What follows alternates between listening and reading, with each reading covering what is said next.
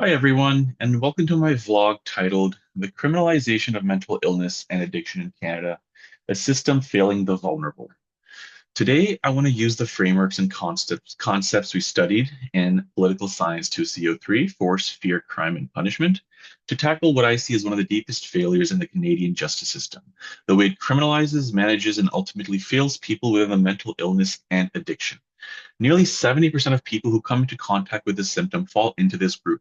But instead of care, they get conditions they can't meet, jail time that worsens their problems, and methods of social control that do nothing to address the real issues. Why does this keep happening, and what does our course material reveal about it? At its core, this topic exposes the foundational paradox of criminal justice in democratic societies. The very institutions meant to protect vulnerable groups often end up perpetuating their suffering. The framework, by framing mental illness and addiction as matters of policing and punishment, the system mirrors the broader tendency of a modern societies to use law as a substitute for care, what our course repeatedly called the expansion of social control. This opens up big picture questions about what kind of problems should be handled by state's coercive apparatus and what must remain in the realm of health, welfare, and social policy. It challenges us to reconsider the boundaries between protection, punishment, and support. From day one, this course taught us that criminal justice systems doesn't exist in a vacuum. It's a network of actors, methods, and effects, a system of social control that defines what is a deviant, what is criminal, who is subject to state force. In the case of mental illness and addiction, we see a system treating symptoms as crimes, criminalizing survival behaviors, and using its own tools, remand, bail, solitary confinements, and surveillance to manage those who don't know those it doesn't know how to help. This isn't just a policy failure, it's a structural issue rooted in how we define, identify, and process deviance in our society. This slide invites us to interrogate the basic logic of deviance and the function of criminal law as a kind of social boundary. When we define survival strategies or medical crises as deviant, we invite the machinery of the state forced into domains traditionally governed by medicine, family, and community. This is a central theme in the course, and the idea criminal law doesn't simply reflect reality, it constructs it by deciding whose behaviors become a matter of public concern and coercion. The result is a steady juridification of everyday life and for society's most marginalized.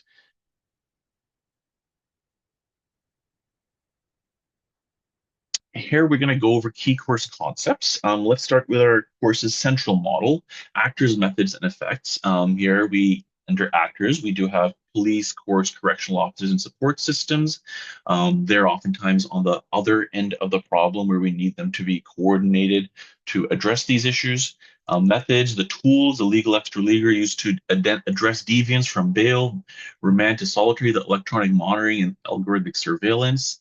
And of course, the effects, the outcomes, the trauma, the recidivism, the alienation, and when these methods are used on the vulnerable. This model is more than just a checklist. It's a theory of institutional power. It reveals that outcomes are never accidental or random. They are systematically produced by the interplay of institutional interests, professional cultures, and the structural constraints. When we use this lens, we can see how bad outcomes are not simply failures of policy, but logical consequences of power, authority, and responsibility are distributed and exercised in the justice system. This lens pushes us beyond the blame to ask who benefits from the system operating this way and what alternatives could realign those incentives.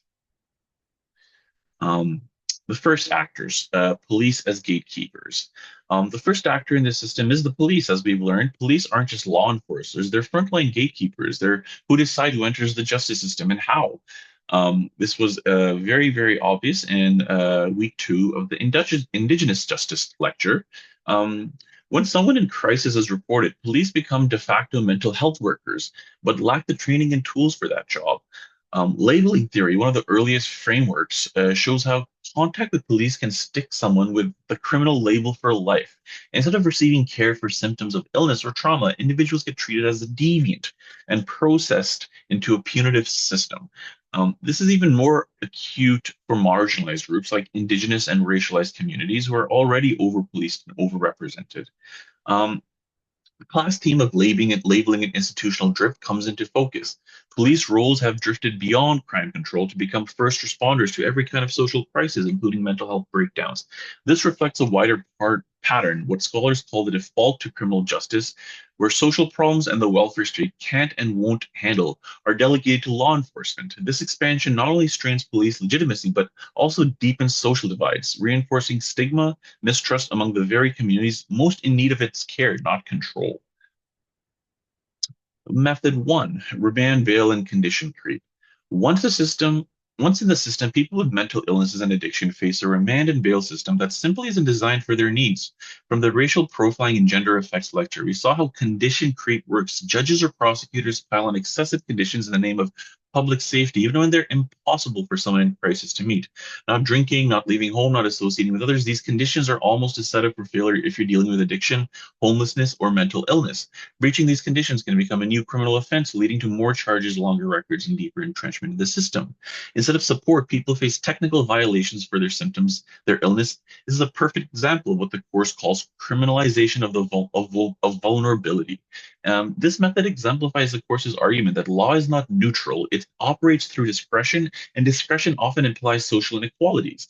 Condition creep reveals dark side of risk management logic. Instead of managing risk, the system manufactures it, creating endless opportunities for the vulnerable to fail and fall deeper into the system. This is what the course called a feedback loop, where the response to perceived risk, more conditions, more surveillance, actually generates the very behaviors it claims to suppress, expanding the reach and workload of the system.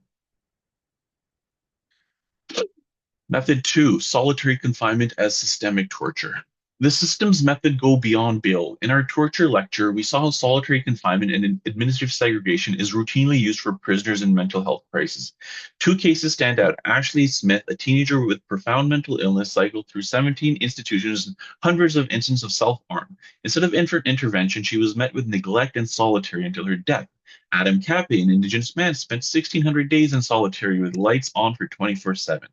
Solitary confinement is recognized by international law as a form of torture when used for extended periods, especially on those with mental health issues.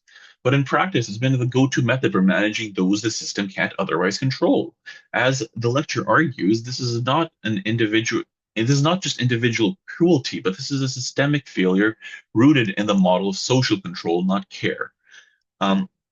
The persistence of this, despite known harms and legal challenges, reflects a deeper institutional inertia where risk aversion and liability trump human rights. More broadly, it exposes the contradictions of democratic punishment. Our system claims to be humane, yet routinely uses methods condemned internationally as inhuman. This reveals a core class theme, the tension between the lost promises and the lost practice, especially for those with the least power to resist. Effect one, trauma and the revolving door. What are the effects of these methods? The system claims to rehabilitate, but as we saw with the Indigenous justice and torture lectures and the examples that we've just used, the real outcome is the amplification of trauma and the cycle of recidivism. Prison, especially remand and solitary, worsen mental health. Many leave more ill than they arrived with deeper addictions, trauma, and alienation from society. The revolving door isn't a cliche, it's a reality produced by the effects of labeling, failed intervention, and methods that punish symptoms rather than treat causes. The overrepresentation of Indigenous, racialized, and female prisoners with mental health and trauma histories underscores how intersectionality compounds these harms. This is why the class is warning about iatrogenic justice, where the cure is worse than the disease. When the system's interventions intensify the very problems they aim to solve, we see not just personal tragedies, but systemic reproduction of inequality. The revolving door is not accidental. It is evidence that punitive, control-based response to social suffering cannot break cycles. They reinforce them. Finally, moving on to the privatization of surveillance, managing, not healing. New methods of control have emerged, as discussed in our surveillance and privatization lecture. Instead of investing in treatment, governments and private companies have developed electronic monitoring, facial recognition, and algorithmic prediction technology to manage people with mental illness or addiction. As the panopticon metaphor shows, this is about constant observation, not support. These methods don't address root causes. They simply make it easier to track, police, and process vulnerable populations. The effect is a system more invested in managing risk than in building health.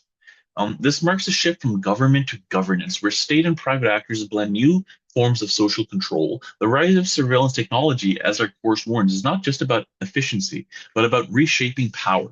Algorithmic objectivity can hide old biases under new codes. While privatization fragments accountability, this is the course's critical insight. As we automate and outsource punishment, we risk institutionalizing justice even further and making system less transparent, less humane, and harder to reform. Paths forward. So what's the alternative? Our course and the government report both point to what actually works. Divert people to health and social services at the first point of contact before the police and before the court. Wraparound models like the Saskatchewan Hub and Manitoba's Thunderwing or BC's drug courts show that coordinated collaborative care, housing, addiction support, mental health services can break the cycle. This course repeatedly stressed the need for integration between social support programs and justice actors, moving away from silos towards collaboration. These solutions reflect a paradigm shift from command and control models of order to systems of shared responsibility and care. They embody the course's argument that effective responses to crime must be multi-sectoral, trauma-informed, and equity-oriented. By investing in collaboration and early intervention, we do more than manage risk. We address root causes, disrupt feedback loops, and create the conditions for real safety inclusion. The class's bigger message, real justice, is not about what we punish, but what we build. In conclusion, what must change? The criminalization of mental illness and addiction isn't just a policy glitch, it's the outcome of a system built on social control, labeling, and methods that manage rather than heal. Our course has shown that unless we reframe the challenge, focusing on trauma, alternatives, and interrogation of health and justice, we'll continue to fail the most vulnerable. This ties together the course's most urgent theme, the imperative to confront the limits of legal and punitive logic in tackling social suffering. As long as we use this justice system to solve what are fundamentally social, medical, and economic problems, we are destined to reproduce harm. The big picture takeaway here is transformative justice requires humility, imagination, and the willingness to rethink the purposes and boundaries of the criminal law itself.